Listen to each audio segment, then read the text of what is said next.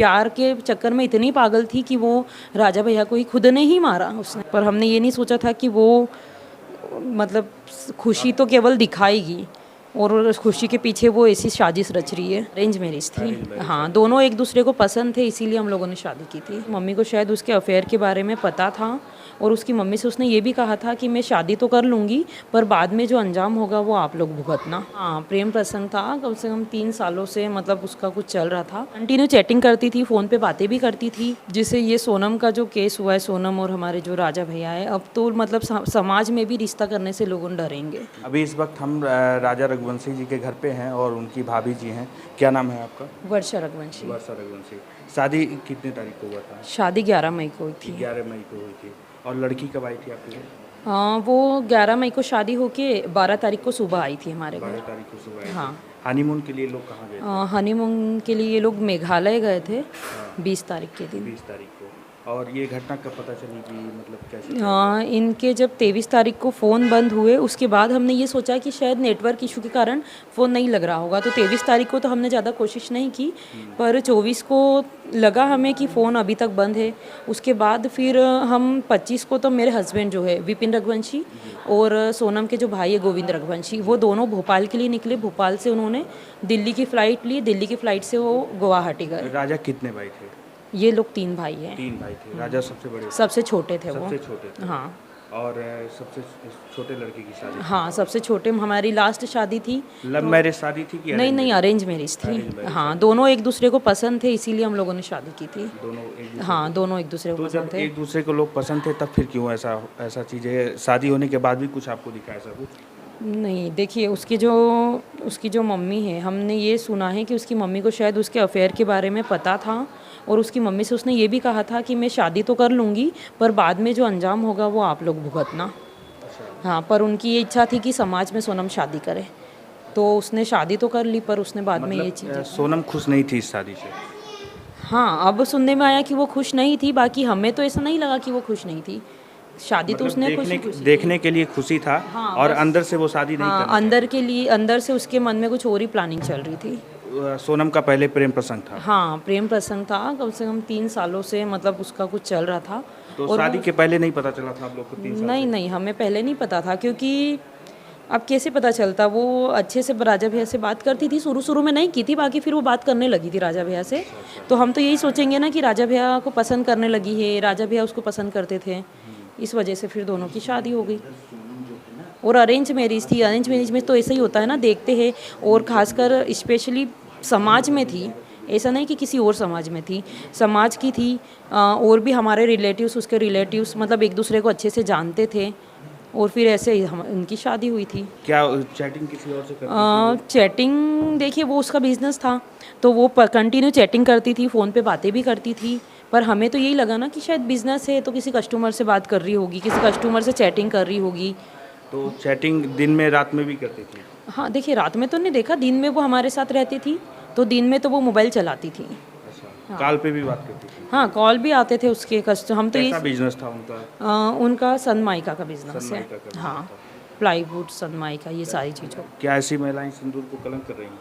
बिल्कुल, ऐसी महिला ही पूरे महिला समाज को कलंकित कर रही है, सिंदूर को कलंकित कर रही है। मुस्कान और सोनम जैसी महिलाएं ही मतलब पूरे समाज को पूरा नाम बदनाम कर रही है।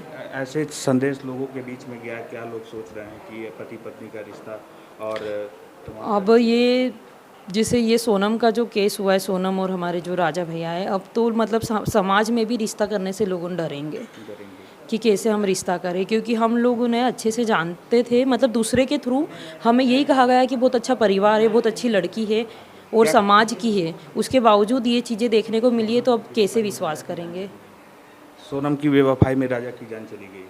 बिल्कुल, मतलब उसने दूसरे के प्यार के चक्कर में इतनी पागल थी कि वो राजा भैया को ही खुद ने ही मारा। उसने 3 लड़कों के साथ मिलके खुद ने ही मार डाला। सोनम को कोई दिक्कत था इस घर में? कोई परेशानी, लोग कोई प्रताड़ना? देखिए, हम भी तो बहू है, हम भी तो रह रहे हैं यहाँ पर और बहुत अच्छा परिवार है हमारा। तो सोनम का और आपका क्या रिश्ता है?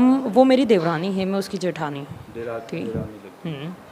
कोई दिक्कत नहीं था इसमें? नहीं, कोई दिक्कत आपकी शादी को कितने साल? मेरी शादी को 8 साल हो चुके हैं।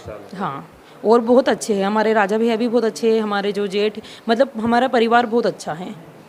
किसी चीज़ की दिक्कत नहीं? नहीं, कोई दिक्कत नहीं है, हम भी तो बहुए हैं, हम भी तो रह रही है, और वो तो 4 ही दिन रह के गई है, 4 दिन में केवल 4 दिन रह के गई। उसे रहना ही नहीं था ना, उसे किसी और से शादी करनी थी। हनीमून का टिकट कौन? हनीमून का टिकट सोनम ने ही 18 तारीख के दिन सुबह बुक किया था, और 19 तारीख के दिन दोनों शॉपिंग पे गए। उसके बाद फिर दोनों हनीमून के लिए निकल गए थे 20 तारीख को। घर वाले क्या चाहते थे, हनीमून पे कहाँ पे जाएं? नहीं, देखिए, घर वालों ने भी मना नहीं किया, क्योंकि सभी जाते हैं हनीमून पे, तो अब उन्हें, घर वालों को भी क्या पता कि वो कुछ ऐसा करने वाले ऐसा राजा का मन नहीं था कि वहाँ पे जाए? हाँ, राजा भैया ने वो एरिया नहीं देखा था, उन्होंने ये कश्मीर और ये चीज़ें वो घूमे हैं, तो उनका इधर का मन था थोड़ा। बाकी वो पहलगाम हमला जो हुआ था उसके कारण फिर इधर भी नहीं गए वो।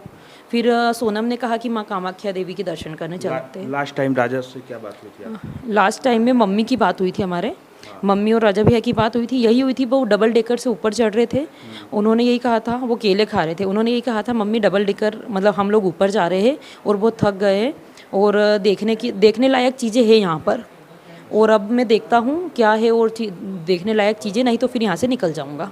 आपकी कुछ बात हुई थी? नहीं, मेरी राजा भैया से कोई बातचीत लास्ट टाइम कब बात हुई थी आपसे? नहीं। मेरी तो घर पे ही हुई थी, हाँ, नॉर्मली जो बात होती है घर। उनको ऐसा कुछ डर नहीं लग रहा था कि मेरी पत्नी मेरा ही जान ले लेगी? नहीं नहीं, देखिए, ऐसा हल्का सा भी यदि कुछ डाउट होता तो वो किसी को बताए या नहीं बताए, उनके 2 भाइयों को ज़रूर बताते हैं।